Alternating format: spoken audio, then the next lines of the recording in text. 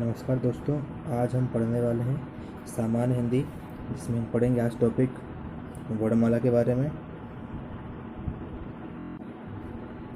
तो पहले हम देख लेते हैं कि वर्णमाला क्या होती है। तो वर्णमाला क्या होती है? वर्ण प्लस माला। तो जो वर्ण मतलब यहाँ पर क्या होगा? ध्वनि। ध्वनि क्या होता है? ठीक है। तो जैसे मैंने बोला आ और का, ये हमारा क्या है? वर्ण। क्या है? वर्ण। तो वर्ण क्या है? ध्वनि का लिखित रूप है। और ध्वनि हमारी क्या है? वर्ण का मौखिक रूप। ध्वनि हमारी क्या है? जो ये वर्ण हैं जो हम बोल पा रहे हैं इनको, आ और का, ये हमारी क्या है? ध्वनि। और जिसको हम लिख पा रहे हैं इस रूप में, किस रूप में? इस रूप में और इस रूप में, इसको हम क्या बोलेंगे? वर्ण। क्या बोलेंगे? वर्ण। ठीक है। तो इनको जमाया जाता है व्यवस्थित। ठीक है। तो जो वर्णों का व्यवस्थित समूह है उसी को हम क्या बोलते हैं? वर्णमाला कहते हैं। अब हिंदी जो भाषा होती है उसमें जो वर्ण हैं वो कितने होते हैं? 52। 52 वर्ण बोल सकते हैं या फिर क्या बोल सकते हैं? ध्वनियाँ। तो ध्यान रखिएगा, वर्णों के व्यवस्थित समूह को वर्णमाला कहते हैं और हिंदी में 52 वर्ण या ध्वनियाँ होती हैं। आगे हम देख लेते हैं इनके प्रकारों के बारे में। ठीक है। तो हिंदी वर्णमाला के जो प्रकार हैं वो 2 प्रकार के होते हैं, स्वर और व्यंजन। स्वर की हम बात करें तो स्वर कितने होते हैं? कुल 13। और व्यंजन हमारे कितने होते हैं? 39। ठीक है। अब बात करें हम स्वर की, तो स्वर हमारा क्या होता है? स्वर को हम अंग्रेजी में बोलते हैं वोवेल्स। ठीक है। तो स्वर हमारा क्या होता है कि जिनको हम स्वतंत्र रूप से बोल सकें, जिनको हम स्वतंत्र रूप से बोल सकें। स्वतंत्र का मतलब यहाँ पर क्या हुआ कि जो अन्य किसी वर्ण या ध्वनि की मदद से बोले जाते हैं उनको हम स्वर कहते हैं। तो परंपरागत रूप से इनकी संख्या कितनी मानी गई है? 11। ठीक है। 11 प्लस 2 मतलब यहाँ पे होगा 11, और 2 का मतलब यहाँ पे कि अंतिम 2 कौन कौन से होते हैं? अम और आ। ठीक है। तो उसके हिसाब से 11 और 2 बताया गया है। आगे हम देखते हैं कि उच्चारण की दृष्टि से, किस दृष्टि से? बोलने की दृष्टि से, उच्चारण की दृष्टि से केवल 10 ही स्वर होते हैं। कौन कौन से? आ, आ, ई, उ, ए, ओ। ठीक है। तो 10 स्वर माने गए हैं उच्चारण की दृष्टि से। ये भी कभी एग्जाम में पूछ लिया जाता है, तो इसको ध्यान रखिएगा। आगे हम बढ़ते हैं। आगे हमें दिया गया है कॉन्सोनेंट, जिसको हम बोलते हैं व्यंजन। तो व्यंजन क्या होते हैं? जो स्वर की सहायता से बोले जाते हैं। स्वर की सहायता से कैसे बोले जाते हैं? जैसे मैंने बोला का, मैंने क्या बोला यहाँ पर? का। क्या बोला मैंने? का। तो इसके अंदर आप यदि ध्यानपूर्वक देखेंगे, सुनेंगे, का क्या आ रहा है? का क्या आ रहा है? का। तो का के पीछे आ स्वर आ रहा है हमारा, का, आ। मतलब हम मतलब ना चाहते हुए हम उसको बोलना पड़ेगा आ। तो क्योंकि व्यंजन स्वर की सहायता से बोले जाते हैं, बिना स्वर के हम व्यंजन को नहीं बोल सकते। ध्यान रखिएगा, जो स्वर की सहायता से बोले जाने वाले जो वर्ण होते हैं उनको हम व्यंजन कहते हैं। और हर एक व्यंजन के उच्चारण में क्या होता है? आ स्वर जुड़ा हुआ होता है। आ के बिना हम व्यंजन का उच्चारण संभव नहीं है। परंपरागत रूप से इनकी संख्या 33 मानी गई है। ठीक है। और जो द्विगुण होते हैं ड़ा उड़ा, उनको यदि हम जोड़ दें तो इनकी संख्या कितनी हो जाती है? 35। ठीक है। होते कुल कितने हैं हमारे व्यंजन? ठीक है। व्यंजन हमारे कितने होते हैं टोटल? हमारे व्यंजन टोटल होते हैं 39। ठीक है। लेकिन परंपरागत रूप से कितने हैं? 35। और यदि हम उनको जोड़ दें, किनको किनको जोड़ दें? हम जो द्विगुण हैं हमारे उनको जोड़ दें तो इनकी संख्या कितनी हो जाती है? 35। कितनी जाती है? 35। ठीक है। तो अब यदि हम देखें, अभी हमने पढ़ा कि स्वर की सहायता से जो बोले जाते हैं, तो किस प्रकार से स्वर जुड़ता है व्यंजन में, आइए हम देख लेते हैं। तो इसके लिए पहले हमें पढ़ना पड़ेगा स्वर की मात्रा के बारे में। तो स्वर की मात्राएं होती क्या हैं? ठीक है। तो व्यंजनों के साथ, जैसे मैंने बोला का, तो का के साथ क्या जुड़ा हुआ है हमारे साथ में? आ। लेकिन जब हम लिखते हैं का को तो हम केवल क्या लिखते हैं? लिखते हैं केवल का है। लेकिन का के साथ आ भी तो आ रहा है, तो हम आ को लिखते हैं क्या? बिल्कुल नहीं लिखते। तो यही मैं बताने वाला हूँ इस एग्जाम्पल की सहायता से कि स्वर की मात्राएं क्या होती हैं। स्वर की मात्राएं क्या होती हैं कि व्यंजनों के विभिन्न प्रकार के उच्चारणों को स्पष्ट स्पष्ट करने के लिए जब व्यंजन के साथ स्वर का हम योग करते हैं तो स्वर अपने मूल रूप में ना आकर जिस रूप में आते हैं उसको हम क्या बोलते हैं? का। क्या बोलते हैं? का। जैसे मैंने बोला बड़ा वाला का, इस बड़े वाले हमारे का में क्या छपा हुआ है? का प्लस बड़ा वाला आ। तो हमने क्या इसको ऐसा लिखा? नहीं लिखा। हमने कैसे लिखा? इस रूप में। तो हमारा जो स्वर था वो मूल रूप में ना आकर, ठीक है, एक अन्य रूप में आता है जिसको हम क्या बोलते हैं?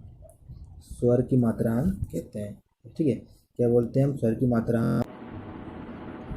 स्वर की मात्रा हम कहते हैं। तो स्वर की मात्रा को, जो स्वर होते हैं हमारे आ से आ तक, उनको हम किस रूप में लिखते हैं? देख सकते हैं आप यहाँ पे आ को ऐसा लिखा, ई को ऐसा, छोटा ई बड़ी को ऐसा, छोटा ऊ को ऐसा, ऊ को ऐसा, रे को ऐसा, ए ऐ ओ औ अम आ।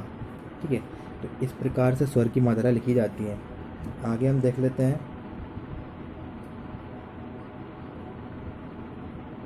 कि स्वरों का जो वर्गीकरण है वो किस आधार पर किया गया है, स्वर कितने प्रकार के होते हैं। ठीक है, तो यहाँ पर हम देखें उच्चारण काल। ठीक है, जो हम बोलने का हमारा टाइम है उसके हिसाब से कितने प्रकार के होते हैं, उसके हिसाब से यहाँ पर होते हैं 3 प्रकार के: ह्रस्व स्वर, दीर्घ स्वर, प्लुत स्वर। ठीक है, हम बात करें ह्रस्व स्वर की तो वो क्या होते हैं? ठीक है, जो एक मात्रा वाले होते हैं या फिर जिनको बोलने में बहुत ही कम समय लगता है, जिनको बोलने में बहुत ही कम समय लगता है उसे हम क्या बोलते हैं? ह्रस्व स्वर उसको हम बोलते हैं। इनकी संख्या कितनी मानी गई है? 4। संख्या कितनी है? 4। कौन कौन से हैं? आ, ई, उ, रे। तो ये हमारे क्या है? ह्रस्व स्वर, जिनको बोलने में समय कम लगता है और जो एक मात्रा वाले होते हैं। आगे हम देख लेते हैं दीर्घ स्वर के बारे में। तो दीर्घ स्वर क्या होते हैं? जिनमें ह्रस्व स्वर से अधिक समय लगता है। ठीक है, और जो 2 मात्रा वाले होते हैं, जैसे कि आपको यहाँ पे दिए गए हैं। ठीक है, आ, ई, उ, ओ, ओ। ठीक है, तो जिनके उच्चारण काल में क्या हो, ह्रस्व स्वर से अधिक समय लगे उसको हम दीर्घ स्वर कहते हैं। ठीक है, इनकी संख्या कितनी गई की है? ठीक है, इनकी संख्या कितनी होती है? 7 की संख्या होती है इनकी 7। ठीक है, आगे हम बात करें इसकी प्लुत स्वर की। वो हमारा क्या होता है? ठीक है, ये बहुत ही महत्वपूर्ण जो एग्जाम में पूछ लिया जाता है और कई बार पूछा भी गया है। जिनके उच्चारण में दीर्घ स्वर से भी अधिक समय लगता है, ठीक है, उनको हम क्या बोलते हैं? प्लुत स्वर। ठीक है, जो किसी को पुकारने में या नाटक एकांकी में संवादों में इसका प्रयोग किया जाता है, जैसे राधा, राधा, मोहन। ठीक है, तो ये दिख रहे हैं शब्द, दिख रहा है आपको ये वाला डा ओड़ा। ठीक है, तो इन्हीं को हम क्या बोलते हैं? प्लुत स्वर हम कहते हैं। ठीक है, जनरली क्या होते हैं? ये आते हैं व्यंजन वर्णों के साथ, जैसे आप यहाँ देख रहे हैं रा।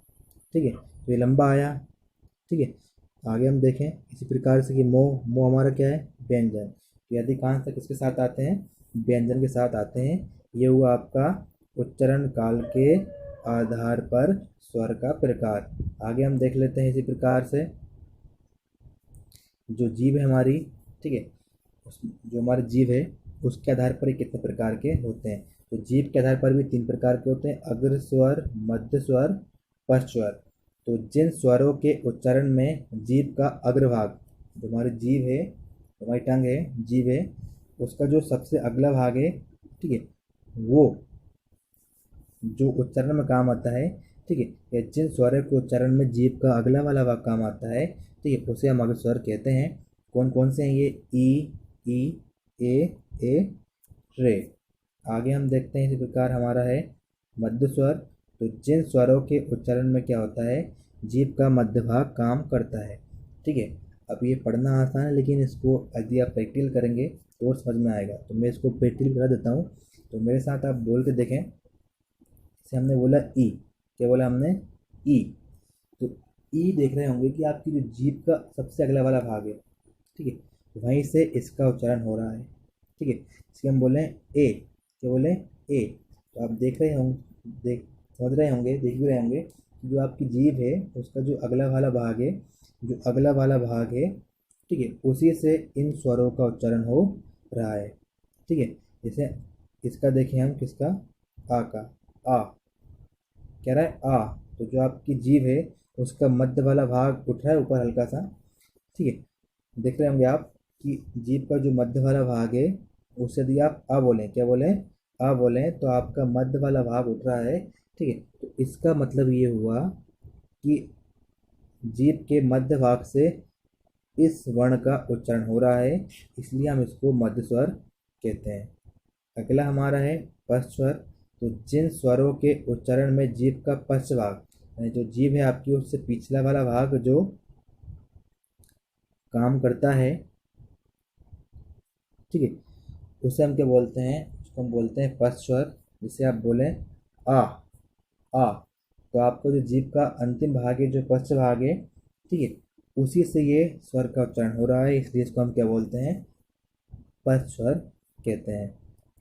आगे हम देखें, हमारे जो ओष्ठ होते हैं, जो होठ होते हैं, उनकी स्थिति के आधार पर, उनकी स्थिति के आधार पर हम देखें तो ये कितने प्रकार के होते हैं, ये होते हैं दो प्रकार के, आवर्तमुखी स्वर, व्रतमुखी स्वर, ठीक है। आवर्त का मतलब यहाँ पर क्या होता है कि जिन स्वरों के उच्चारण में जो हमारे होठ हैं, जो ओष्ठ हैं, वो व्रतमुखी या गोलाकार नहीं होते। यदि आप बोल के देखें आ ई ए रे, तो आप देखते होंगे कि जो आपके होठ हैं, ठीक है, वो एकदम पूर्ण रूप से गोलाकार नहीं हो रहे हैं, मतलब गोल आकृति नहीं बना पाते हैं, ठीक है।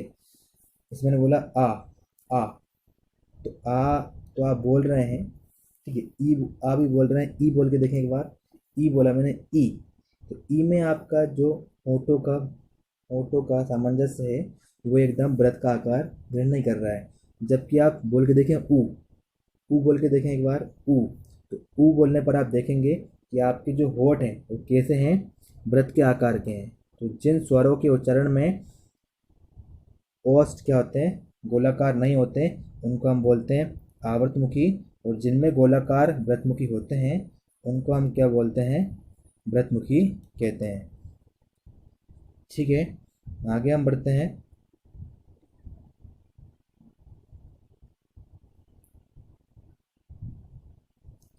जो हमारा अगला है वो है मुख द्वार, जिसको हम बोलते हैं मुख विवर के खुलने के आधार पर। तो इसके आधार पर होते हैं चार प्रकार के, समृद्ध, अर्धसमृद्ध, विवर्त और अर्धसमृद्ध। हम बात करें पहले समृद्ध स्वर की, वो क्या होता है, जिन स्वरों के उच्चारण में मुख, जो हमारा मुख है, मुंह है, वो क्या होता है, कम खुलता है, उन्हें हम क्या बोलते हैं, समृद्ध स्वर कहते हैं। जैसे कि ई, उ, रे, ठीक है, ई, उ, रे। यदि आप इनको बोल के देखें, ई मैंने बोला, ई, तो इसमें हमारा जो मुख है क्या बोल रहा है, थोड़ा कम खुल रहा है। आगे हम देखें हमारा अर्ध समृद्ध के बारे में। तो जिन स्वरों के उच्चारण में समृद्ध स्थिति में से, जो हमारे समृद्ध स्थिति है जिसमें हमारा मुख कम खुलता है, उससे कुछ अधिक मुख हमारा खुले, उससे कुछ हमारा अधिक मुख खुले, तो उन्हें हम क्या बोलेंगे, अर्ध समृद्ध स्वर हम उनको कहेंगे। जैसे कि मैंने बोला ऊ, ऊ, ऊ, दोनों में अंतर है ना, ऊ, ऊ, तो आप ऊ बोलेंगे तो आपको कम समय लगेगा, जबकि आप यदि ऊ बोलते हैं तो आपका मुख क्या होता है, अधिक खुलता है। तो जिसमें अधिक मुख खुलता है उसको हम बोलते हैं अर्ध समृद्ध, और जिसमें हमारा मुख क्या होता है, कम खुलता है, उसको हम बोलते हैं समृद्ध। अगला हमारा है विव्रत के बारे में। तो जिन स्वरों के उच्चारण में मुख सबसे अधिक खुलता है उन्हें हम विव्रत स्वर कहते हैं। जैसे कि आ, ए, ओ। विव्रत स्वर क्या होता है, जिसमें सबसे अधिक मुख खुले, ठीक है, विव्रत मतलब सबसे बड़ा व्रत जिससे बने, ठीक है, उसी को हम क्या बोलते हैं, विव्रत स्वर कहते हैं। यहाँ पे आपको दिए गए हैं तीन, ठीक है। आगे हम बढ़ें तो हमारा अगला है अर्ध विव्रत, ठीक है। तो विव्रत का क्या हुआ, आधा, तो विव्रत क्या होता है, बहुत ही बड़ा। तो जिन स्वरों के उच्चारण में विव्रत की तुलना में थोड़ा कम मुख खुलता है, थोड़ा कम मुख खुलता है, उन्हें अर्ध समृद्ध स्वर कहते हैं, जैसे कि आ, ए, ओ। ठीक है, थोड़ा दब गया है। तो ये क्या हो गया हमारा अर्ध समृद्ध स्वर। आगे हम बढ़ते हैं। अब जो मैं आपको पढ़ाने वाला हूँ ये किसी बुक में नहीं दिया गया है, ठीक है, क्योंकि काफ़ी सारी मार्केट में बुक अवेलेबल है, परंतु कुछ बुकों में ये चीज़ नहीं दी गई होती है। तो मैं आपको इनसे भी क्वेश्चन एग्ज़ाम में आए हैं, ठीक है, यूपी टेट में, यूपी ईसीयू में से क्वेश्चन आए हुए हैं, ठीक है, तो इसको पढ़ना बहुत ही महत्वपूर्ण है। तो हम बात करें उत्पत्ति के आधार पर स्वर कितने प्रकार के होते हैं, तो ये होते हैं दो प्रकार के। एक होता है हमारा मूल स्वर, एक हमारा होता है संयुक्त स्वर, ठीक है। तो जो हमारे मूल स्वर होते हैं उन्हीं को हम क्या बोलते हैं, हस्व स्वर, लघु स्वर इसको हम कहते हैं। ये होते हैं कितने प्रकार के हैं, ये होते हैं चार। होते कितने हैं, चार। कौन कौन से, आ, ई, उ, रे, ठीक है। जैसे कि हमने पीछे वीडियो में पढ़ा था कि जो हस्व स्वर होते हैं वो यही होते हैं, ठीक है। इन्हीं को क्या नाम दिया यहाँ पर उन्होंने, मूल स्वर। क्या दिया इनको नाम, मूल स्वर। तो मूल स्वर चार होते हैं, कौन कौन से, आ, ई, उ, रे। इनको लघु स्वर और हस्व स्वर भी कहा जाता है। अगला हमारा है संधि स्वर। अगला हमारा कौन सा है, संधि स्वर। संधि स्वर क्या होते हैं, जो स्वर मूल स्वरों के आपस में जुड़ने से बनते हैं उन्हें संधि स्वर अथवा गुरु स्वर अथवा दीर्घ स्वर कहते हैं, ठीक है। जैसे कि हम देखें कि आ और आ को हम जोड़ें तो क्या आएगा, आ, ठीक है। तो ये जो है हमारा, ये हमारा क्या है, संयुक्त स्वर। तो ये किससे बना है, ये बना है इन दोनों के योग से। तो इसको हम क्या बोलेंगे, संधि स्वर बोलेंगे, ठीक है। कौन कौन से हैं, आ, ई, उ, ए, ओ, औ, ठीक है। ये हमारा क्या है, संधि स्वर है। अब बात करें संधि स्वर के प्रकारों की, तो ये दो प्रकार के होते हैं, कौन कौन से, मूल स्वर और संयुक्त स्वर। मूल स्वर को सजातीय स्वर भी कहा जाता है। सजातीय मतलब समान जाति है, जैसे कि अ और आ को जोड़ेंगे तो अ बनेगा, ई और ई को जोड़ेंगे तो ई बनेगा, और हम उ प्लस उ को जोड़ेंगे तो हमारा क्या बनेगा, उ बनेगा, ठीक है। तो ये क्या है, हमारे समान जाति के हैं, ठीक है। इसलिए इसको हम क्या बोलते हैं, मूल दीर्घ स्वर या सजातीय स्वर। अब बात करें हम संयुक्त स्वर की, इसकी बात करें संयुक्त स्वर की, तो हमारा जो आ है और जो ई है उससे मिलके क्या बना है हमारा, सॉरी ना, एक मिनट, जो हमारा आ है और जो ई है, ठीक है, उससे मिलके हमारा क्या बना, ए। क्या बना हुआ है, ए। तो ये समान जाति के नहीं है, लेकिन फिर भी दोनों क्या है, स्वर। तो ये स्वर के मिलने से हमारा क्या बना है, हमारा बना है ए, जिसको हम क्या बोलते हैं, संयुक्त स्वर। तो संयुक्त स्वर भी कितने होते हैं, चार, ठीक है। तो ये बहुत ही महत्वपूर्ण था, ये उसका शॉर्टकट है। उत्पत्ति के आधार वाले पर हस्व स्वर बोलते हैं, चार होते हैं, इनके बारे में पढ़ा हमने, ठीक है। अभी हमने पढ़ा संधि स्वर के बारे में, ये भी दो प्रकार के होते हैं, दीर्घ स्वर और संयुक्त स्वर, ठीक है। आगे हम बढ़ें तो ये भी एग्ज़ाम में आता ही आता है। तो स्वरों का उच्चारण स्थान कहाँ से होता है, ठीक है, किस स्वर को या किस वर्ण को हम कहाँ से बोलते हैं, ठीक है, उनका उच्चारण स्थान कौन सा होता है, ये परीक्षा में पूछ लिया जाता है। तो मैं आपको समझा देता हूँ।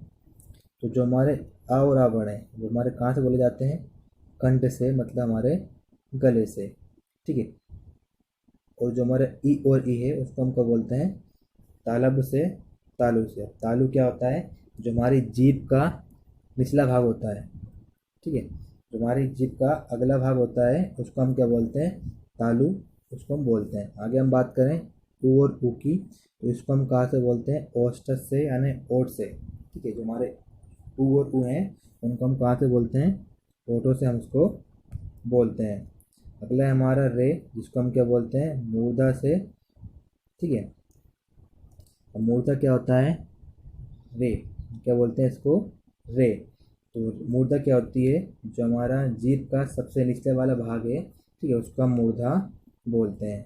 अब आगे हम बात करें इन दोनों की, तो ये आपको इजी है, ठीक है। अभी मैंने बताया था आपको कि आ और ए ये किससे मिलके बन, ये क्या होते हैं हमारे संयुक्त स्वर। तो हमारा जो ए है वो किससे मिलके बना है?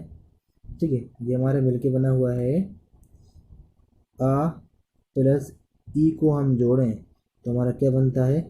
ए। और अभी हमने देखा कि आ हमारा क्या है? कंठ से हम बोलते हैं, और जो हमारा ई है उसको हम क्या बोलते हैं? तालु से। तो ये कहाँ से बोला जाएगा? ये हम बोलते हैं कंठ से, ये हम बोलते हैं तालु से। तो इसको हम कहाँ से बोलेंगे? इन दोनों से बोलेंगे। कहाँ से बोलेंगे? कंठ और तालु से। ठीक है। ओ और ओ है हमारा, इसको हम कहाँ से बोलेंगे? कंठ एवं ओठ से। ठीक है, ये आपका बहुत ही महत्वपूर्ण था, स्वरों का उच्चारण स्थान हम कहाँ से करते हैं। ठीक है, ये हमने पढ़ा स्वर के बारे में। ठीक है, आगे हम पढ़ेंगे व्यंजन के बारे में। तो व्यंजन के बारे में हम कल पढ़ेंगे। ठीक है, समझ में आया हो तो कमेंट में यस लिखें। तो कोई भी डाउट हो तो बिल्कुल आप कमेंट कर सकते हैं। ठीक है, आगे हम कल पढ़ेंगे व्यंजन के बारे में। वीडियो पसंद आई हो तो लाइक करें, कमेंट करें, और जो भी आपको आवश्यकता हो और सब्जेक्टों में वो मुझसे आप पूछ सकते हैं। धन्यवाद। और आप मेरे चैनल को सब्सक्राइब कर लें, जिससे कि मैं जब भी कोई वीडियो अपलोड करूं तो आपको सबसे पहले प्राप्त हो सके। ठीक है, तो साइड में सब्सक्राइब का बटन दिया होगा, वहाँ पे आप क्लिक करके सब्सक्राइब कर सकते हैं।